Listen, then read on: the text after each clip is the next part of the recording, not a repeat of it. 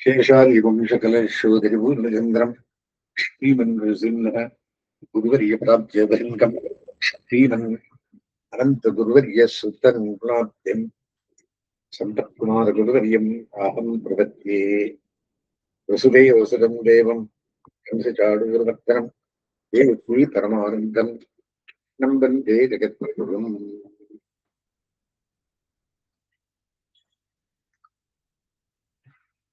सर्वोपनिषदो गावः प्रोक्तः गोपालनन्दनः पार्थो वत्सः सूर्यरुद्रोक्ता बुद्धं गीतामृतं वहति।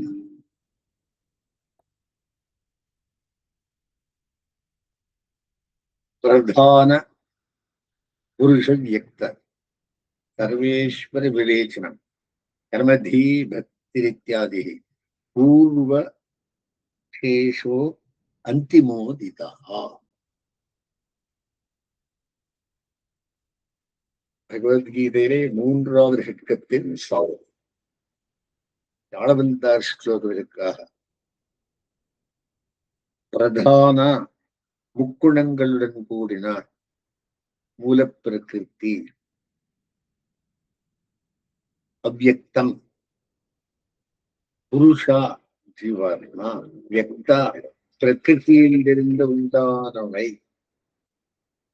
ஆரிய பொருள்கள் சர்வேஸ்வரா இவனைத்தும் சுவாமியான எம்பெருமான் ஆகா ரத்தத்திரயத்தையும் இந்த ரத்தங்களை வேறுபடுத்தி அறிதல் விவேச்சனமாகும். கர்மதீ பக்தி இத்தியாதி கர்ம ஞான பக்தி யோகங்கள் இவை முதலான பூர்வசேஷா முன்பு சொல்லப்பட்டதில் இன்னும் விசாரிக்க வேண்டியது அந்திமோதிதா கடைசி மூன்றாவது ஷட்க 6 அத்தியாயங்களில் பேசப்பட்டது. இந்த ஷட்கத்தின் முன்பாதியால் தத்துவத்திரை விசாரமும் பின்பாதியால் கர்மஜான பக்தி யோக சோதனமும் பண்ணப்படுகின்றன. முன்னத்தியாயங்கள் கண்ணன் ஜீவாத்ம யோகம், ஜீவாத்மானுபவம், பரமாத்ம யோகம், பகவத் அனுபவம் இவற்றுக்கான உபாயங்களை உபபாதிக்க கேட்ட அர்ஜுனன் 12ஆம் அத்தியாய ஆரம்பத்தில் இவற்றில் இவ்விரண்டு அதிகாரிகளில் எது சிறந்தது என்று கேட்கிறான். 12ஆம் அத்தியாயத்துக்கான சங்கர ஸ்லோகத்தில் பக்தேக ஸ்ரைஷ்டியம் என்று இது விஷயமாக பரமாச்சாரியனம் அருளி செய்கிறார். பகவான் பக்தியோக நிஷ்டனை சிறந்தவனாக கொண்டாடுகிறான். ஏவம் சரதயுக்தாயே பக்தாஸ்த்வாம் பரியுபாசதே ஏச்சாப்யக்ஷரமுவ்யக்தம் ஏஷாம் கேயோதவித்தமா என்ற கேள்வி. சததயுக்தா பக்தாகா உன்னை எப்போதும் கூடியிருக்க விரும்பும் பக்தர்கள், அக்ஷரம் அவ்யக்தம் இவை நித்தியனான ஜீவாத்மாவை குறிப்பன. இவர்களில் விரைவில் பலனை அடைகிறார்கள்.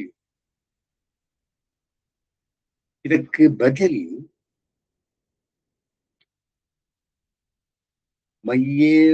மையாவேஷமனாக என்னிடம் மனதை நிலை பெறச் செய்பவர் இவர்கள் சிறந்தவர்கள். அதாவது இவர்களே விரைவில் பலனடைகின்றனர் என்று கருத்து. 12ஆவது அத்தியாயத்தில் உபாயோக்தியும் பேசப்பட்டது. ஆச்சார்யுபதேசத்தால் பரமாத்மாவை பற்றிய ஞானம் ஏற்பட்டு உரைப்படி அந்த பரமபுருஷனின் குணங்கள், திருமேனி முதலிய பற்றி இடைவீடின்றி அன்புடன் செய்யும் ஸ்மிருதி சந்தானம் நினைவு தொடர். இது உபாயம். மனது விஷயங்களில் செல்லாமல் பொறுமையுடன் அபியாசம் பண்ணி பரமாத்ம சிந்தனத்தில் மூட்ட வேண்டும். இதில் ஸ்டம் இருந்தால் பாகவத கைங்கரியங்களில் மனதை ஈடுபடச் செய்ய வேண்டும். இந்த சமாராதன ரூப கைங்கரியத்தை அசக்தஸ்யா ஆத்மனிஷ்டா என்று அருளுகிறார் பரமாச்சாரியர். மேலே இந்த யோகத்துக்கு வேண்டிய குணப்பிரகாரங்களை அத்வேஷ்டா சர்வபூதானாம் சர்வபூதிகிதேரதாக என்று தேசமின்மை, யாவரும் வாழ வேண்டும் என்ற மனப்பான்மை, இவை தொடங்கி விஷயங்களில் ஆசையின்மை, எம்பெருமானுடைய அருளில் மகாவிஸ்வாசம் இவற்றை சொல்லுகிறான். இப்படி 12ஆம் அத்தியாயங்களில் சொல்லப்பட்ட 12 அத்தியாயங்களில் சொல்லப்பட்ட விஷயங்களில் சிலவத்தை சோதனம் பண்ணி விசாரித்து பரிஷ்கரித்து சொல்லுகிறது கடைசி சட்கத்தில். பூர்வசேஷா புரிதாக ஒன்றுமில்லை. பிரதானம் முக்குணங்களுடன் கூடிய மூல பிரகிருதி, புருஷா ஜீவாத்மா, வியக்தம் காரியப்பிரல்களாக காணப்படுபவை, சர்வேஸ்வரா இவற்றுக்கெல்லாம் சுவாமியும் நியந்தாவுமான சர்வேஸ்வரன். இந்த தத்துவங்களை பற்றி வேறுபடுத்தி தெளிவாக அறிவை விவேச்சனமாகும்.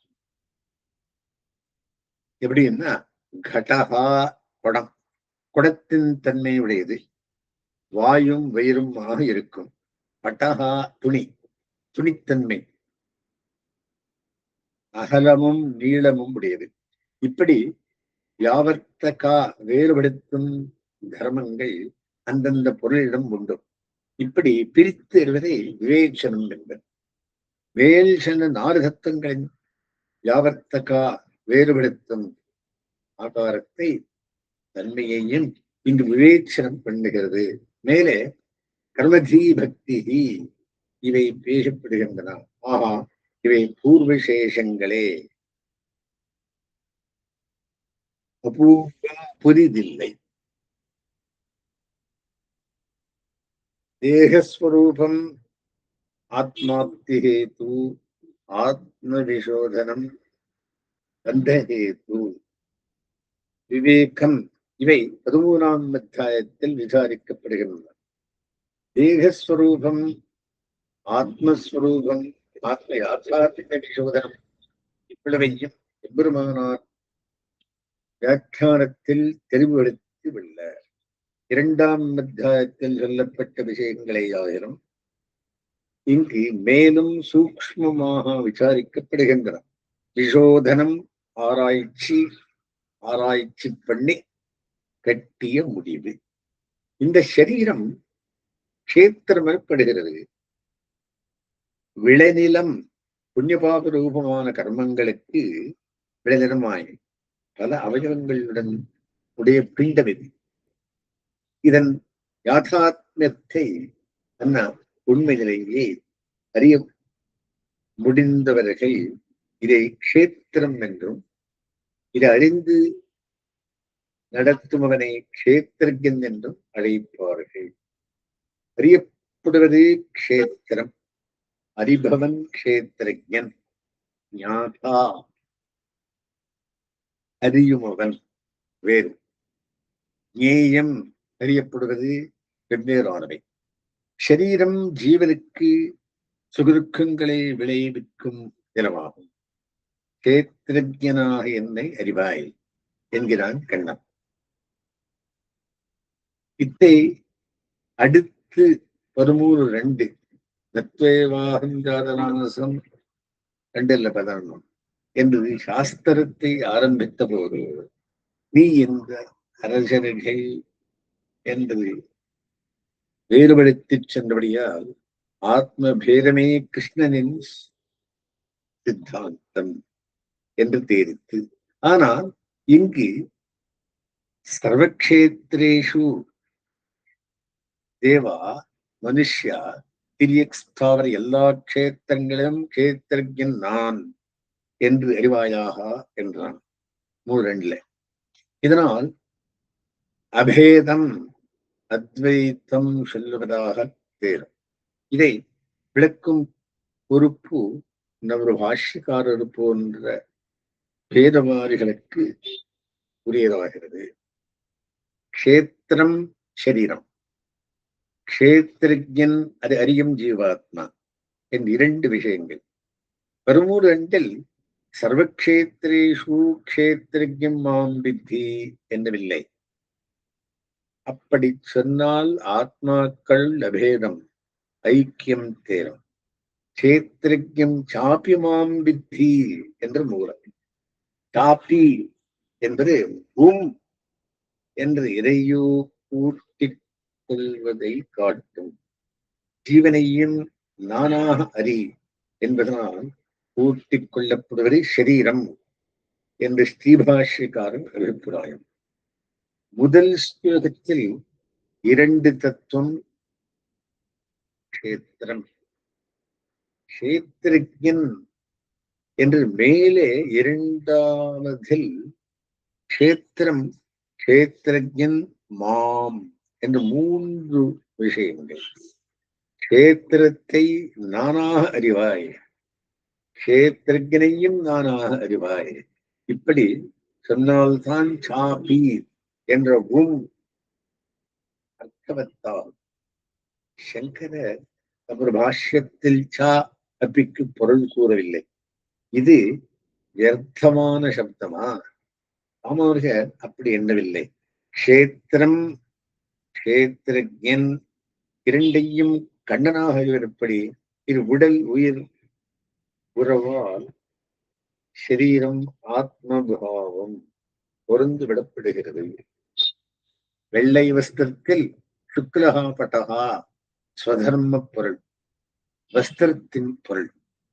வெண்மை அதனின்றும் பிரிக்க முடியாத தன்மை. இந்த தன்மையே விசேஷனம் என்பது.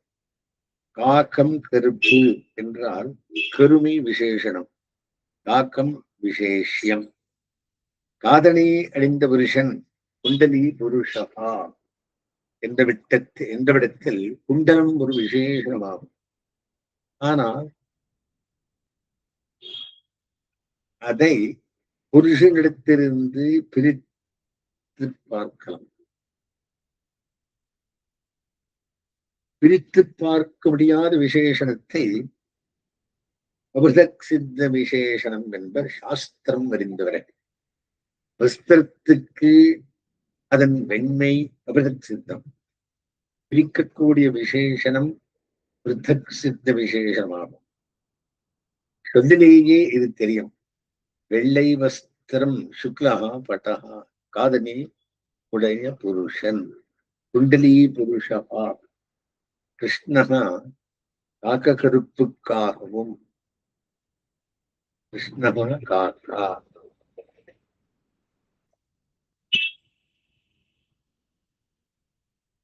சிறுப்புக்காம்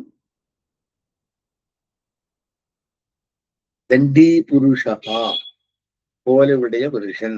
சுக்லகா பட்டகா என்ற சொல்லில் வெண்மையுடைய வஸ்திரம் என்பதில்லை.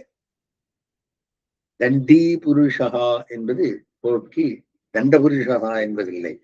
சுக்லகா பட்டகா என்பதால் வெண்மை என சுக்லத்துவம் அபிருதக் சித்த விசேஷனமாய் என்று தெரிகின்றது.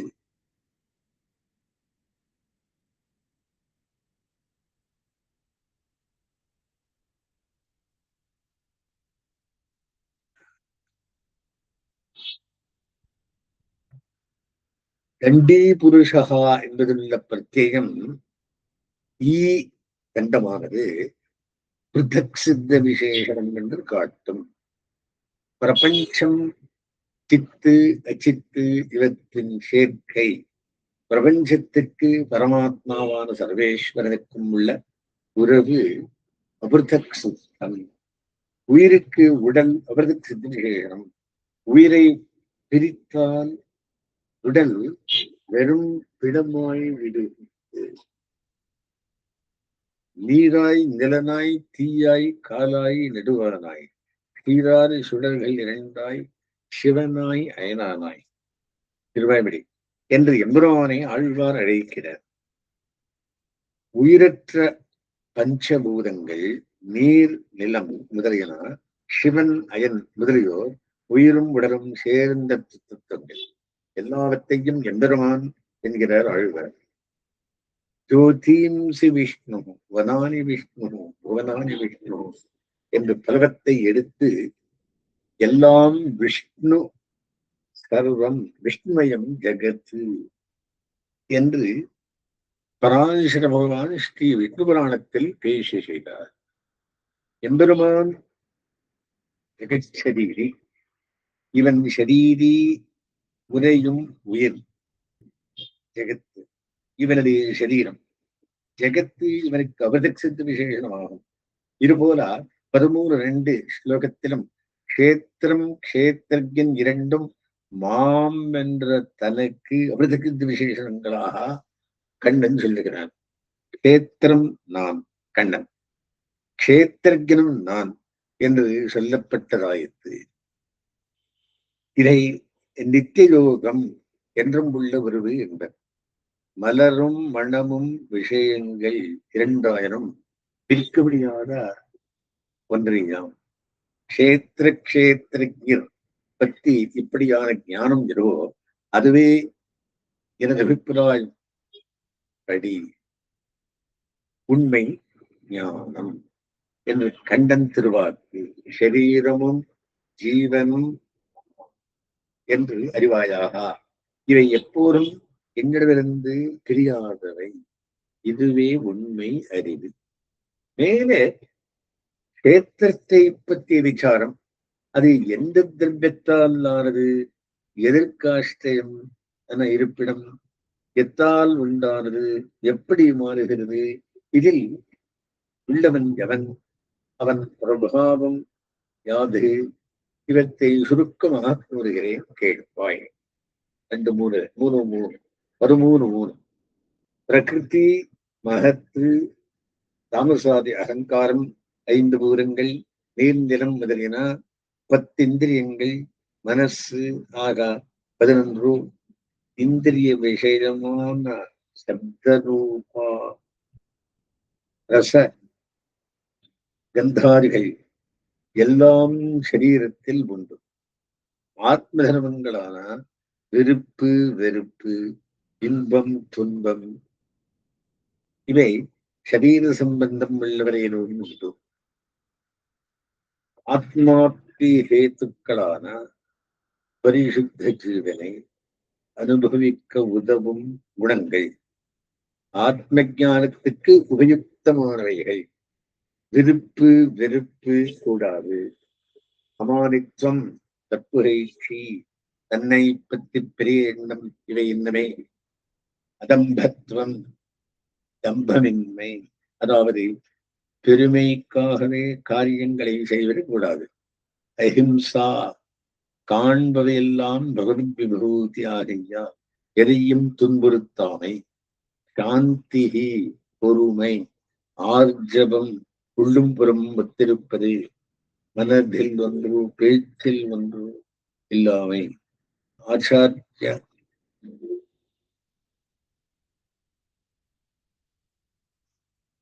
சேவனம் சௌச்சம் அகத்தூய்மை புறத்தூய்மை இவை ஆத்ம ஞானத்துக்கு உதவுமையாம். இவை யாவும் சரீரத்துடன் கூடிய ஜீவன் அபியசிக்க வேண்டியவை. 13:7 வரை சொல்றது.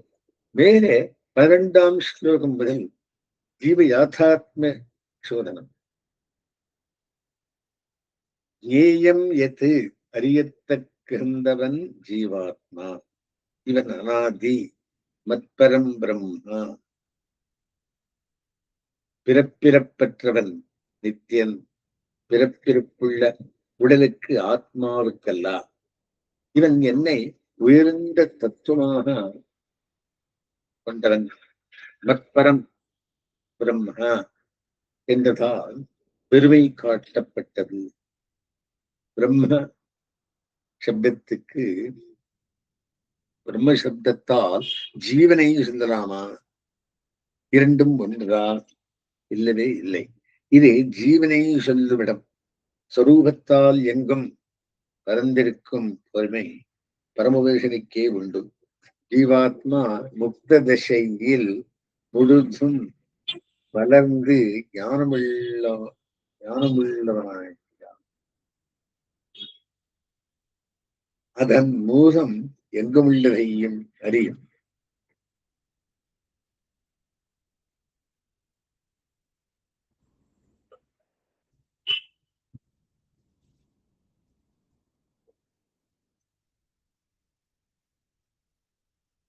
அதன் மூலம் எங்குமுள்ளதையும் அறியும் பெருமையுள்ளவள் உள்ளவன். இதை பற்றி உபசாரமாக இந்த ஜீவனை பிரம்மா என்கிறது. ஆத்மாப்திக்கு வெளியில்லாத போது சரீரம் பந்தஹேதுவாகவே ஆய்வருகிறது. முக்குணங்களின் சேர்க்கையே பந்தத்துக்கு காரணமாகிறது. சரீரம் வேறு ஆத்மா வேறு என்ற விவேகம் அவசியம்.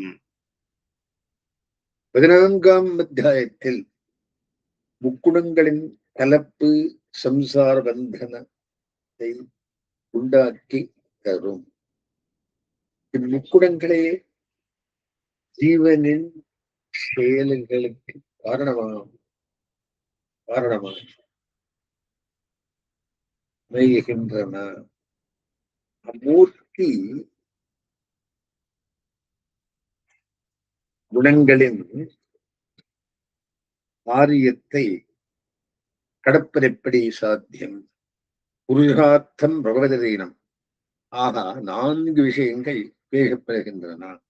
முக்குணக்கலப்புடையவன் பலவிதமான புண்ணியபாப ரூபமான செயல்களை செய்கிறான். இந்த செய்கை பலனைகளை அனுபவித்த சரீர சம்பந்தம் ஏற்பட்டு தொடர்ந்து வருகிறது.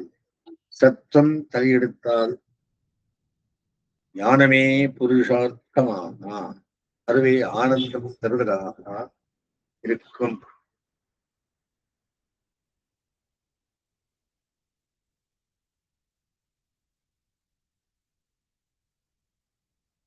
கூட பிரம்மனிஷ்டையில்லாவிடில் பந்தமே நிலைக்கும்.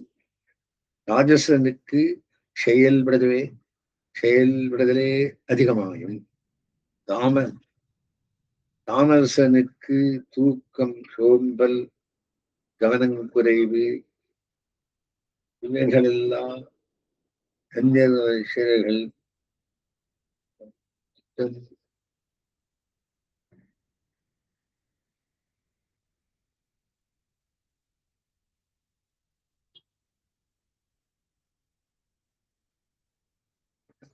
பக்தியால் தான் குணசம்பந்தம் விலகும்.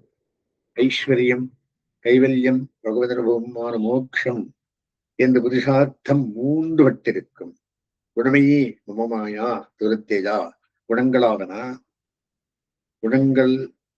குணங்களாலான எனது மாயை கடக்கப் போகாதது என்று முன்னமே சொல்லி வைத்தான். அவனையே சரணடைந்து இதிலிருந்து விடுபட வேண்டும். எல்லா பலன்களையும் பெறுபவன் அவனே. தத்துவத்திலே விவேச்சனம் பண்ணப்படுவது 15ஆம் அத்தியாயத்தில். பத்தச்சேதனன் சம்சாரி, சுத்த சேதனன் முக்தன், நித்தியன். இவர்களில் வேறுபட்டவன் புருஷோத்தமன், சர்வேஸ்வரன். இவன்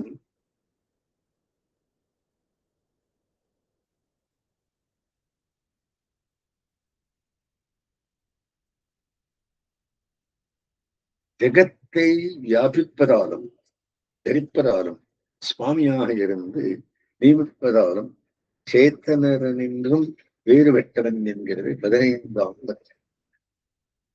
கஷேத்திரஜன் விஷயத்தில் எம்பெருமானார் நிர்வாகத்துக்கு ஆதார பிரமாணம் சர்வஸ்யசாகம் ஹிருதி சந்நிவிஷ்டா. எல்லா ஜீவராசிகள் இதயத்திலும் நான் நினைத்திருக்கிறேன்.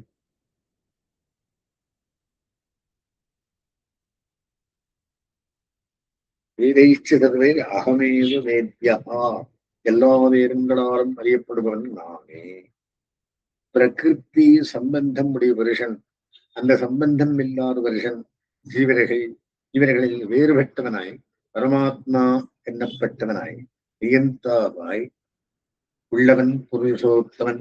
உத்தம புருஷஸ்தன்யா பரமாத்மேத்யுதாகிருத்தா இப்படி என்னை புருஷோத்தமனாக அறிந்து வழிபடுபவன் எல்லாம் அறிந்தவனாகிறான். வியாபனம். பாலில் வெண்ணெய் போல் நிறைந்திருக்கு எங்குமடன் கண்ணன். கரந்தெங்கும் பரந்துடன் சேதனங்களை பரிப்பவன். இது பரணம். இவன் இல்லாத போது இவையும் இல்லை. தரிப்பவன்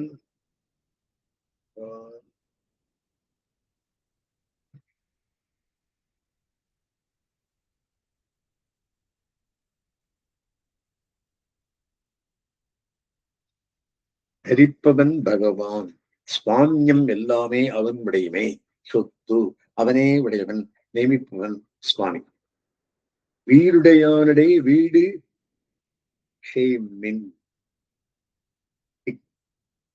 காரணங்களால் சர்வேஸ்வரன் ஜீவனைகளின் என்றும் வேறுபட்டவன். இது விவேச்சனம். கடைசி 3 அத்தியாயத்தின் அபிப்பிராய சாரத்துடன் பகவத்கீதாசாரம் கட்டுரை தொடர் முடிவு பெறும். இது கடைசி அத்தியாயம். கடைசி 3 அத்தியாயங்கள். ஸ்ரீ பகவத்கீதையின் அந்த விளக்கத்தின் பிற்பகுதியில் கண்ணந்தளி செய்யும் விஷயங்களை சாரமாக அனுபவிப்போம். இப்பகுதியில் கர்மஞான பக்தி யோகங்கள் அந்த சாதனம் சோதிக்கப்படுகிறது என்று முன்னமே காட்டப்பட்டது. சாதனம், உபாயம், புருஷார்த்தம் இவைகளே என்னபடி அறிய வேண்டும். இவைகளை உள்ளபடி அறிய வேண்டும். மேலும் சாஸ்திர விஷயத்தை இந்த சாஸ்திரத்துக்கு கட்டுப்படுகை மிகவும் அவசியம். சாஸ்திரம் என்பது பகவானுடைய ஆக்ஞா ரூபமாக கட்டளையாக ஏற்பட்டுள்ளது. ஸ்ருதி ஸ்மிருதிர் மமைவாக்ஞா எஸ்வாம் உல்லங்கிரத்தரே ஆக்ஞாச்சோரி மகத்ரோஹி தத்பக்தோகி வைஷ்ணவா. ஸ்ருதி ஸ்மிருதி இவை எனது கட்டளை, இவை கீழ்ப்படியப்பட வேண்டும் என்று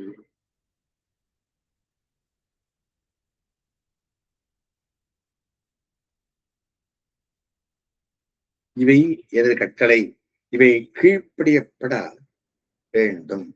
எனது கட்டளையே சாஸ்திரத்தை மீற நிற்பவன் எனக்கு துரோகம் இழைப்பவன். அவன் என்னிடம் பக்தி பண்ணினாலும் வைஷ்ணவனாக மதிக்க மாட்டான் என்பது பகவத் வச்சனம். அவரது பக்தி உண்மையானதல்ல என்ற கருத்து. தஸ்மாத் சாஸ்திரம் பிரமாணந்தே கார்யாகாரிய வியவஸ்திதௌ என்று கண்ணன் தருவார். சாஸ்திரத்திற்கு கட்டுப்பட்டே காரிய காரண வியவஸ்திதம்.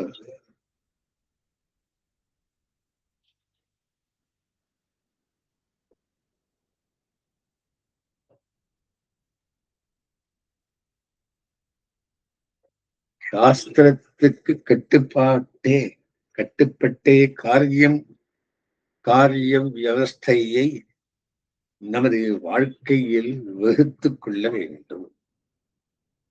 அவர் 16ஆம் அத்தியாயத்தின் முதலில் கீதாச்சாரியன் தேவாசுர விபாகம் பண்ணுகிறான்.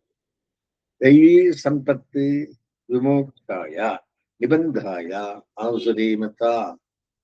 தெய்வத்தன்மை மோட்சத்திலும் அசுரத்தன்மை மேன்மேலும் சம்சாரத்திலும் சேர்ப்பவை. இங்கு சொல்லப்படும் விஷயங்கள் உலக வாழ்க்கையில் பொருந்துவதறிவு. தெய்வீ என்று தேவதாத்தியோ, ஆசுரி என்று அசுராதி,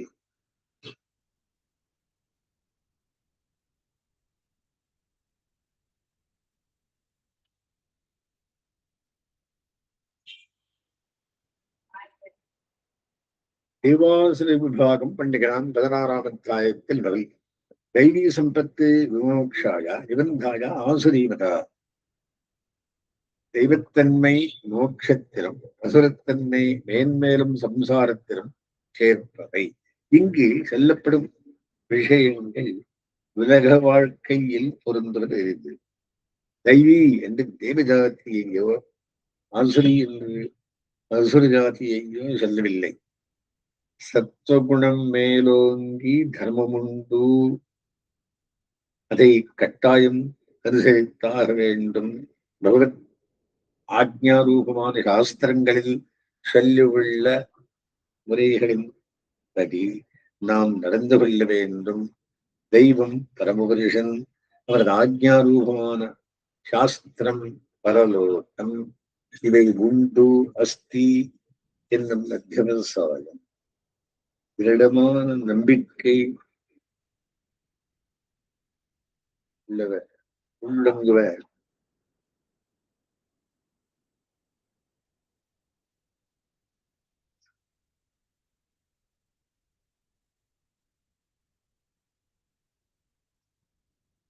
இவருடைய தன்மை தெய்வீக சம்பத்து. இந்த சம்பத்து சாஸ்திர விசுவாசம், அதற்கு சேர நடக்கை, மோட்டமடைய உதவும். இதற்கு எதிர்தட்டானவை ஆசுரி சம்பத்து. இவை பெருவிச்சுடலில் கட்டுப்பட்டு நிற்கவே போகவும். அசுர ஜாதியில் பிறந்தவரின் தேவர்கள் தெய்வீ சம்பத்துள்ளவர்கள் உண்டு. பிரம்மவாதன், விபீஷணன் முதலானோர் உதாரணமாக அவர்கள் தேவர்கள்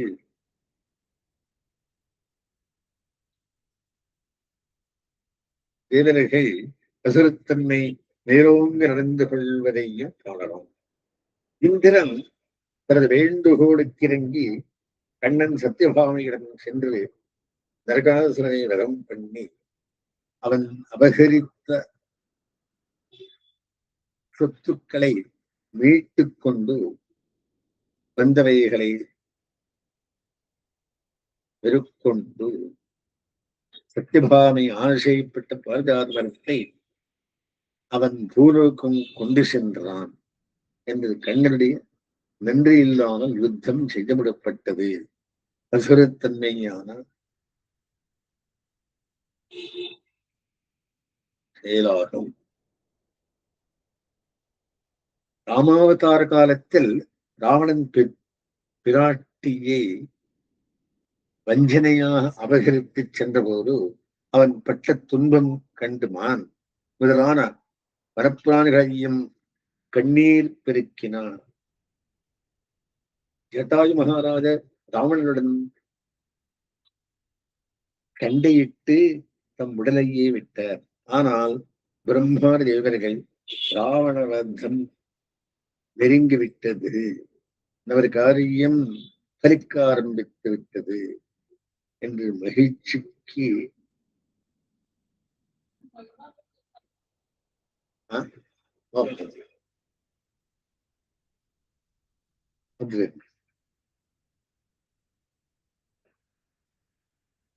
ஆனால் பிரம்மாண்ட தேவர்கள் ராவணவதம் நெருங்கிவிட்டது, நமது காரியம் பலிக்க ஆரம்பித்து விட்டது என்று மகிழ்ச்சி பொங்க ஆரவாரம் செய்வதாக அறிகிறோம். இங்கு தேவர்களின் அசுரத்தன்மையை வெளிப்படுத்துகிறது. பிரகலாதன் பகவத்பக்தியில் ஆழ்ந்தவன். பகவத்வேஷமான தந்தையே வெறுத்து அவன் அசுரனல்லன் தேவனே ஆவான். நாம் ஒவ்வொரு விஷயத்திலும் சாஸ்திர விதிப்படி நடந்து கொள்ள முயல வேண்டும். கூடியவரை அவற்றுக்கு கட்டுப்பட்டே நடந்து கொள்ள வேண்டும். சாஸ்திர விஷயத்தை மனதில் மாறாமல் இருக்க வேண்டும். சாஸ்திர விஷயத்தை அல்லாதவர் தெய்வமில்லை என்று இரண்ய கோஷ்டியை சேர்ந்த அசுரர்களை ஆவார். எம்பெருமானிடம் சாஸ்திரங்களில் சொல்லப்பட்ட தர்மங்களை அனுஷ்டிக்கும் மனப்பான்மையை தந்தள்ள வேணும். ஆக்ஞாரூபமான சாஸ்திரங்களை மீறாமல் நடந்து கொள்ளும் இயற்கை அமைத்து தர வேண்டும் என்று பிரார்த்திக்க வேண்டும்.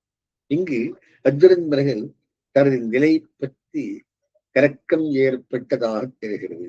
ஆசுச்சா சம்பந்தம் தெய்வீம் அபிஜாதோசி, ஆண்டவா வருந்தாதே, நீ தெய்வீ சம்பத்துக்கு இட்டு பெருந்தவன் என்று தைரியம் மூட்டுகிறான் கண்ணன். மேலே அசுரத்தன்மைகளை விரிவாக சொல்லி இப்படியுள்ள விஷதகா குரூரான்னு நராதமாகி என்னையும் நல்லோர்களையும் வெறுப்பவர் கொடியவர்கள், மனிதர்கள் மிக தாழ்ந்தவர், இவர்களை நான் மேல் மேலும் அசுர பிறப்புகளிலேயே தள்ளி வைக்கிறேன் என்கிறான். ஆசை, கோபம், லோபம் இவை நரகத்தின் வாசல்கள், ஆத்மநாசத்துக்கு அடிப்படை காரணம். இவற்றை அறவே வடிக்க வேண்டும்.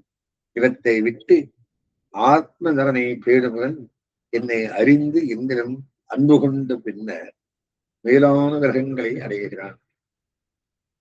ஆதிபராங்கத்தின் சாஸ்திரங்களை மீறி தன்னிச்சைப்படி நடப்பவன் நிறைவையோ நிலையான சுகத்தையோ உயர்ந்த பேத்தையோ அடையவே மாட்டான். தஸ்மாத் சாஸ்திரம் பிரமாணந்தே காரியம் வியவஸ்திதௌ ஞாத்வா சாஸ்திர விதானோக்தம் கர்மம் கர்த்தும் அர்ஹசி என்று இவ்வத்தியாயத்தின் முடிக்கிறான். இதை செய்ய வேணும், இது கூடாது என்று தெரிய சாஸ்திரமே பரமப்பிரமாணம்.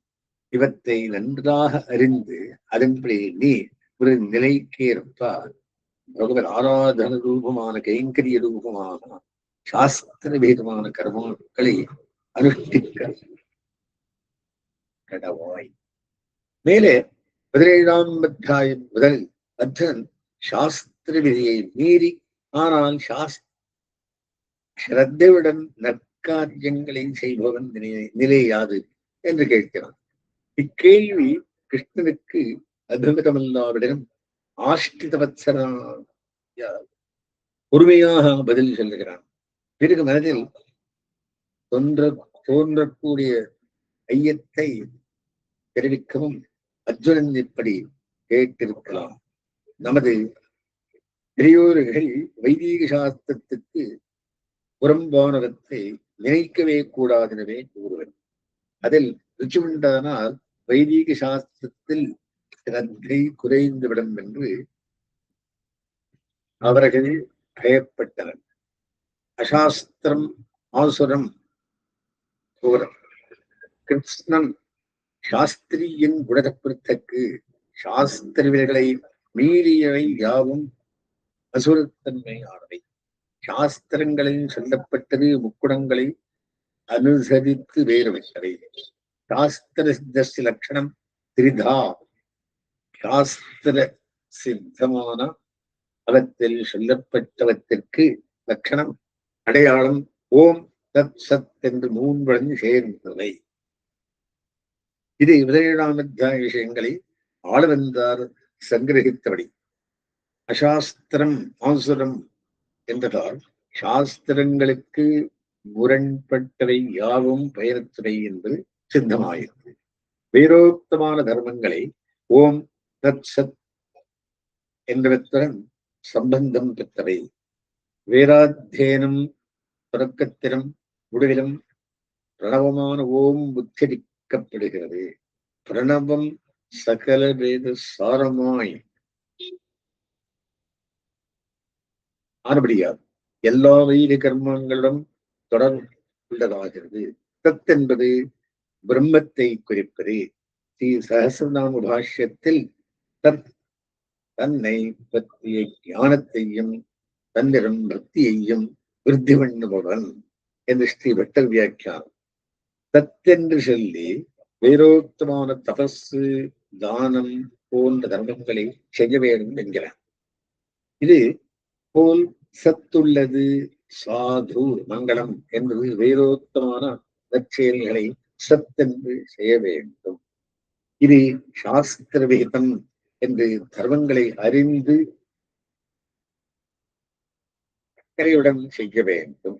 இப்படியல்லாமல் செய்யப்பட்ட யஜ்யதான தபசுக்கள் அசத் பயனற்றவை.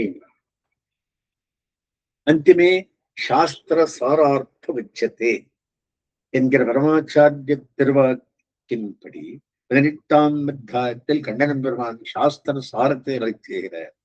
கீதா சாஸ்திர சாரமாவது பக்தி யோகம். எம்பெருமானே எல்லாவற்றையும் செய்விக்கிறான். ஈஸ்வரே கர்த்திருத்தா புத்தி என்ற எண்ணம் மிக அவசியம். சத்துவம் ஒன்றே அவசியம் என்று கை கொள்ளப்பட வேண்டும். சத்தோபாதேயதா தம் தம் நிலைக்கு சேர தர்மானுஷ்டானம் பகவானை அடைவிக்கும். சர்வ கர்ம வருணாமஸ்டா என்ற விஷயங்களை விவரித்து சாஸ்திர சாரமான பக்தியை விவரித்து சாஸ்திரத்தை முடிப்பெறச் செய்கிறார். சாஸ்திராரம்பத்தில் அர்ஜுனன் நான் உன்னை சரணம் பற்றி உனது சிஷ்யனாக பிரார்த்திக்கிறேன். எனக்கு எது நலன் என்று நீயே நிச்சயித்து கூறுவாயாக என்று வேண்டார். கண்ணன் தத்வே பாகம் ஜாதுநாசம் தத்வன்னேமே ஜனாதிபாக என்று விஷய உபதேசம் பண்ண ஆரம்பித்து இதுவரை உபாயமான பல தர்மங்களை இவருக்கு விளக்கிச் சொன்னேன். இவற்றை ஆராய்ந்து உனக்கு இஷ்டமானதை செய் என்று சாஸ்திர சாரத்தை கூறுவதற்கு முன்னரையாக ஒருவாறு கூறுகிறான், முடிக்கிறான். அர்ஜுன் நிச்சயித்து சொல் என்று வேண்டாம். கண்ணன் பல விஷயங்களை சொல்லி இவற்றை ஆராய்ந்து உன்னிஷ்டப்படி செய் என்பது எப்படி நேரான பதிலாகும்? இது கேட்ட அர்ஜுனன் கண்ணன் தன்னை வெளுத்து விடுகிறானோ என்று கலங்கி நிற்க உடனே அவனை தெளிவிக்க மேலே அன்புடன் பேசுகிறான். இஷ்டோசிமே பக்ஷாமி தே ஹிதம். நீ எனக்கு பிரியமானவன், உனக்கு நல்லனை சொல்லுகிறேன். சர்வ குஹ்யதமம் ஸ்ருணு மே பரமம் கச்சா. மிகவும் ரகசியமான இருந்தேன், மிக உயர்ந்த வார்த்தையை கேள் என்று மேலே பக்தியையும் பிரபத்தியையும் உபதேசிக்கிறான். மன்மனா பவமத் பக்தம் மத்யாதீமாம் நமஸ்குரு மாமே வைஷ்யசி சத்தியந்தே பிரதிஜானே பிரியோசினே. இதே வார்த்தையை 9ஆம் அத்தியாயத்திலும் முன்பே வெளியிட்டிருந்தான். மன்மனா பகவத் பக்தோ மத்யாதீமாம் நமஸ்குரு மாமே வைஷ்யசி யுக்த்வைவா ஆத்மானம் மத்பராயணா. 9ஆம் அத்தியாயத்தில் பக்தன் எம்பெருமானிடம் வைக்க வேண்டிய அன்பு, பிரியம், காதல் வலியுறுத்தப்படுகிறது. இங்கு பரமபுருஷன் பக்தனிடம் காட்டும் மிகுதியான அன்பு வலியுறுத்தப்படுகிறது என்பார்கள். இது பிரதிஜானே பிரியோசிமே, நான் உறுதிப்பட கூறுகிறேன், நீ எனக்கு பிரியமானவன் என்பதை பற்றிதான். பக்தியுடன் என்னை மனதில் வை, சிந்தனம் பண்ணு. பக்தியுடன் என்னை பூஜை செய், பக்தியுடன் என்னை தண்டனிட்டு தொழு, நீ என்னையே நிச்சயம் அடைவாய். இது சத்தியம், உறுதி. நீ எனக்கு மிகவும் பிரியமானவன் என்றோ என்கிறான். அடுத்த ஸ்லோகத்தில் பிரபத்தி உபதேசிக்கிறான். சர்வதர்மான் பரித்தியஜ்ய மாமேகம் சரணம் வத அகந்த்வான் சர்வபாபேபியோ மோக்ஷயிஷ்யாமி மா சுச்சாஹ. கீதையில் பக்தியே பிரதான உபாயமாக பேசப்பட்டுள்ளபடியால் அதற்கு தக்கபடி இந்த ஸ்லோகம் நமது ஆச்சாரியரால் விளக்கப்படுகிறது. இவரது பாபங்கள் பக்தி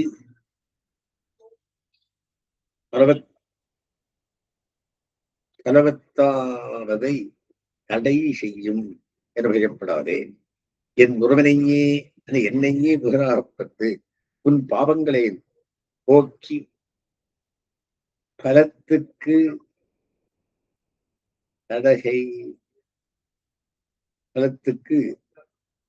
தடகையிலின்றும் விடுவிக்கிறேன்.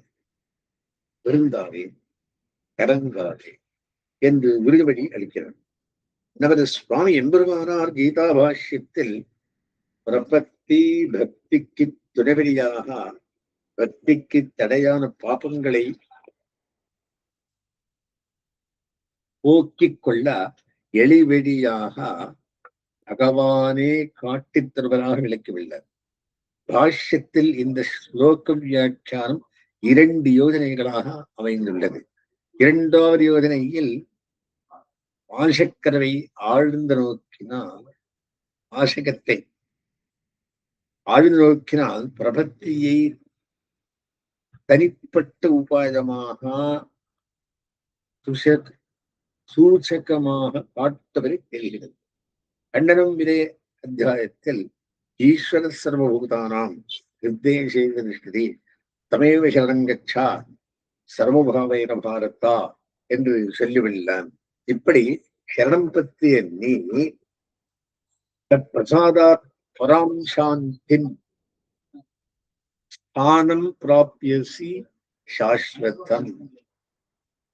எனதருடா சம்சாரத்தில் இருந்து விடுதலை அடைந்த நிலையான சாந்தியை அடைவாய் என்ற சர்வதர்மான் என்று இந்த ஸ்லோகம் கீதா கர்மஸ்லோகம் என்று பிரசித்தமாக கொண்டாடப்படுகிறது. இதன் பொருளாவது, இதற்கு கீழே நான் சொல்லி வந்த எல்லா தர்மங்களையும் முழுதுமாக விட்டுவிட்டு என்னையே முதலாக பற்று. நான் எல்லா பாபங்களினின்றும் உன்னை விடுவிக்கிறேன், வருந்தாதே என்பதாம். எல்லா தர்மங்களையும் மோட்சோபாயமாக நான் சொன்ன கர்மயோகம், ஞான யோகம், பக்தி யோகம் ஆகிய எல்லா தர்மங்களையும் அறவே விட்டுவிட்டு என்னையே உபாயமாக ஆகவும் உபேதமாகவும் மனதில் கொண்டு இடைவீடின்றி மனதன் பண்ணை என்னை அடைய தடையாக நிற்கக்கூடிய எல்லா பாவங்களினின்றும் உன்னை விடுவிக்கிறேன், வருந்தாதே. எல்லா பாபங்கள் என்றது பல ஜென்மங்களில் சாஸ்திரங்களில் சொன்னபடி செய்ய வேண்டியவைகளை செய்யாததாலும் செய்யக்கூடாதவை செய்யதாவதாலும் வந்து சேமித்து வைக்கப்பட்ட கர்ம பலன்கள். சில பாவங்கள் பலனளிக்க தொடங்கியவையாயிருக்கும். பெரும் ஆனவை மேலே பலனளிப்பவையாக சேமிப்பாகவே இருக்கும்.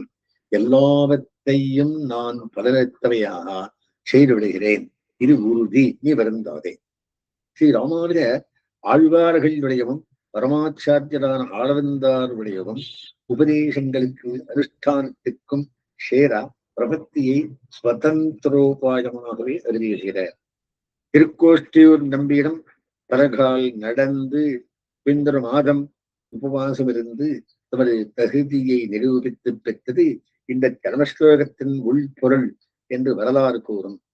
தாம் அருளிய சரணாகதி கத்தியத்தில் சுவாமி பிரபத்தியை நம்பெருமாள் பக்கல் துவயத்தை முன்னிட்டு அனுஷ்டித்து நித்தியகைங்கரியம் ஆகிற மோட்ச புருஷார்த்தத்தை யாச்சித்து பெற்றார். கீதா சர்மஸ்லோகத்தை துவயம் என்னும் ரகசியோபதேசத்தின் விவரணமாகவே அவர் ஆச்சாரியர்கள் விளக்கி வெல்லனர். சர்வதர்மான் என்ற ஸ்லோகத்தில் வெளியிட்டுள்ள மோட்சோபாயத்துக்கு அவ்வருகான உபதேசம் பெரும் மென்மையாலே இது சர்மஸ்லோகம் முடிவானது என்று கூறப்படுகிறது. இந்த ஸ்லோகத்தை ரகசியத்திரயத்தில் ஒன்றாக ஆச்சாரியர்கள் உபதேசிக்கிறார்கள். துரூபத்தையும் அதற்கு சேரா இடத்தையும் புருஷார்த்தத்தையும் காட்டித்தரும் திருமந்திரம் மந்திர ரகசியம் என பெயர் பெற்றது. அதற்கு சேரா எம்பெருமானை பிராட்டின் புருஷகாரத்தை முன்னிட்டு உபாயமாக பற்றி புருஷார்த்தத்தை பிரார்த்திக்கும் திரயம் அனுஷ்டான ரகசியம். இவ்வனுஷ்டானத்துக்கு அடிப்படையான விதி பகவதாஜ்ஞை கீதா சர்மஸ்லோகம். இதை விதி ரகசியம் என்பர். மாமேகம் சரணம் ரஜா என்று மாமேவ சரணம் பிரபத்யஸ்வா என்னையே பொருளாக பரமோபாயமாக அத்தியவசி என்கிறார். இதற்கு பூர்வாங்கமாக சர்வதர்மான் பரிசிக்ஷா என்னையே புகழாக பத்தும் போது மத்த உபாயங்கள் யாவத்தையும் முழுதுமாக ருச்சி வாசனைகளுடன் அறவே விட்டு என்று விதிக்கிறான். பத்திய பின் நான் நிச்சயமாக தவறாமல் ரட்சிப்பேன் என்று ஆழ்ந்த விசுவாசத்தை இட்டு பேறு தப்பார் என்று துணிந்திரு, எவ்விதமான வருத்தமோ கலக்கமோ கொள்ளாதே என்று ஆணையிடுகிறான் பகவான். இங்கு மாம் என்பது உனக்கு கையாளாய் நீ சொன்னபடி செய்பவனாய் உனக்கு தேரோட்டியாய் இருக்கும் பரம செல்வனான என்னை என்று தன்னை தொட்டு காட்டுகிறான். துவா என்பதனால் ஞான சக்திகளில் மிக குறைந்தவன்மை என்கிறேன்.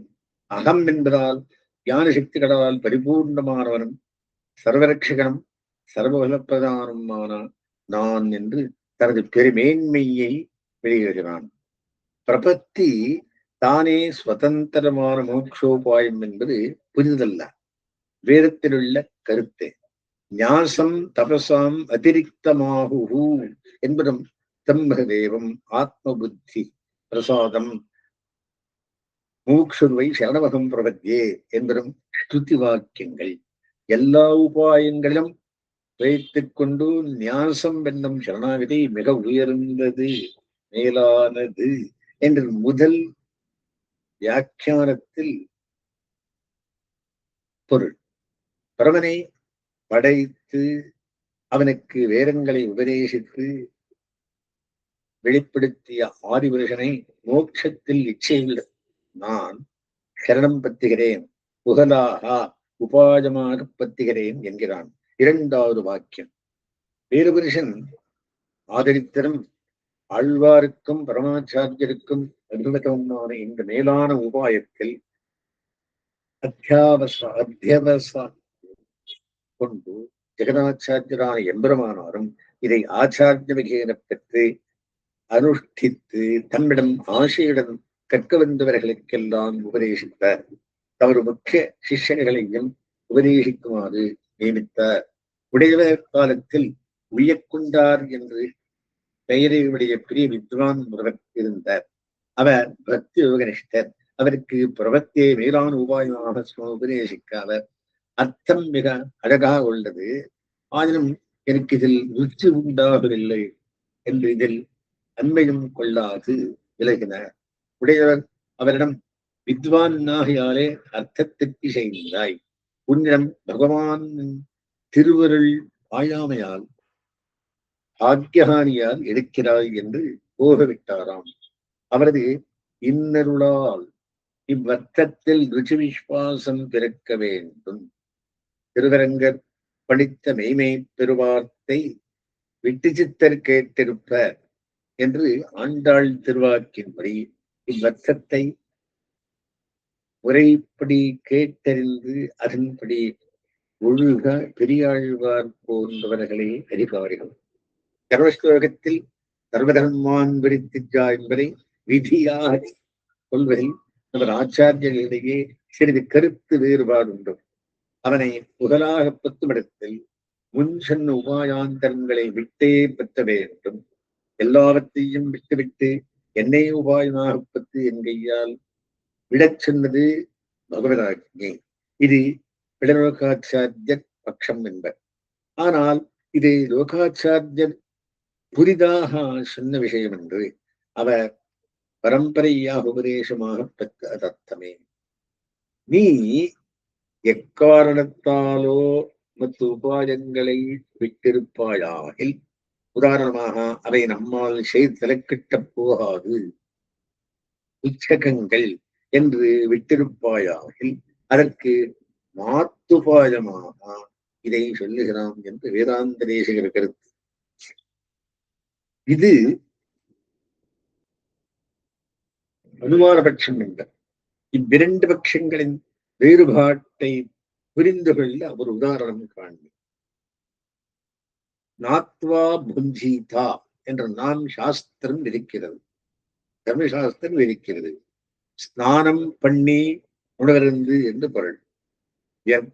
வேர்த்தபோர் நீராடுகிறோம், இதற்கு விதி ஏதும் தேவையில்லை. பசித்தால் உணவருந்துகை அவசியமானதற்கு ஆசையல். நீராடு என்றோ உணவருந்து என்றோ சாஸ்திரம் இருக்கவில்லை.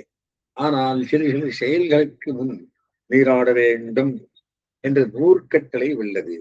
அதுபோல குளித்த பிறகே உணவிருந்து வேணும் என்று அடைவு விதி. குளிக்காமல் பஜிக்க கூடாது. இதுபோல பகவானை புகழாக உபாயமாக பற்றும் போதோ மற்ற உபாயங்களை தெஜித்தே அறிவித்தே பற்ற வேண்டும். விதிக்கப்பட்ட முறைப்படியே செய்ய வேண்டும். முறைதப்பி செய்தால் அல்லதில்லை. அந்யதா கிருத்தம் அகிருத்தம் என்று சாஸ்திரம் சொல்லுகிறது. சாஸ்திரம் விதித்த முறைப்படி அல்லாமல் செய்த செயல் செய்ததாக ஆகாது, வியர்த்தம், வீண்டென்று கருத்து. சாஸ்திரம் விதித்தபடி செய். சாஸ்திரமே பரமபிரமாணம் என்று கீதையை வலியுறுத்துகிறது. நமது ஆழ்வார்கள் பிரபந்தர்கள் அவர்களின் நிரதிசயமான பகவத் பிரேமை ஆராதகர்கள் சாதன பக்திக்கு தடையாயிற்று. பக்தி யோகத்தை இவர்கள் முறைப்படி செய்து தலைக்கட்ட இயலாதவர்கள் எம்பெருமானை அனுபவிக்கும் போது இத்தகால் எச்சகைகளாயிருக்கும் காலாடும் நெஞ்சிலையும் கண் சுடரும் என்பது இவர்கள் நிலை. நம்போல்வா சம்சாரிகள் இப்படி சொல்ல தேவையில்லை. ஞான சக்திகளில் மிகவும் குறைந்த நமக்கு பிரபத்தியை விட வேறில்லை. அஞ்ஞானத்தாலே பிரபன்னர்கள் அஸ்வரார்கள் என்று ஸ்ரீவிதரபூஷணம் கூறும் ஞான சக்திகளில் மிக்கவரான நாதமணி முதலான பூர்வாச்சாரியர்களும் பிரபத்தியையே உபாயமாக கொண்டனர். பக்தி யோகத்துக்கு சாதன பக்திக்கு தக்கவர்களே ஆயினும் இவர்கள் அதில் கை வைக்கவில்லை. அது நீண்ட காலம் விளம்பித்தே பலன் தரும் என்பது மட்டுமின்றி அதிலும் முக்கியமாக ஸ்வபரவிருத்தியை நம் முயற்சியை அடிப்படையாக கொண்டது ஸ்வரூப விருத்தம் என்பதே இவர்கள் பிரபத்தியை உபாயமாக்கி அதற்கு ஹேதுவாயிற்று. ஞானிக்கு பக்தியாகிற உபாயம் உபாயமாகவே ஆயிற்று. ஆகா, ஆழ்வார்கள், அஸ்வரார்கள், சம்சார்கள், பூர்வாச்சாரியர்கள் என்று மூவகை அதிகாரிகளுக்கும் பிரபத்தி உபாயமாயிற்று. அற்புதமாம் நிஷேகரபட்சமாம் லக்கு எல்லோரையும் தாம் வந்தே குருவரம் பராம்.